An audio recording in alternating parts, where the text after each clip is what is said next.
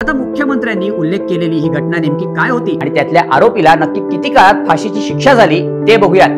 पुणे जिल्ह्याच्या मावळ तालुक्यातलं कोथुर्णे गाव, याच गावात 2 वर्षांपूर्वी 2 ऑगस्ट 2022 ला माणुसकीला काळीमा फास शाळेला नागपंचमीची सुट्टी असल्यामुळे या गावातली एक चिमुरडी आपल्या घरासमोरच्या अंगणात खेळत होती।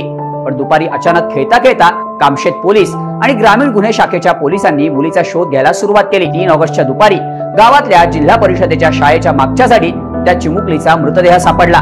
तिच्यावर अत्याचार करून तिची हत्या करण्यात आल्याचं समोर आलं। पोलिसांनी आरोपीचा शोध घेण्यासाठी श्वान पथकाला पाचारण केलं आणि फक्त 1.5 ते 2 तासात आरोपीचा शोध लागला।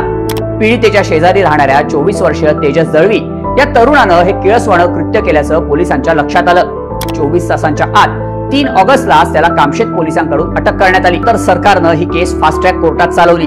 पोलिसांनीही या प्रकरणाचा तपास वेगानं सुरू केला।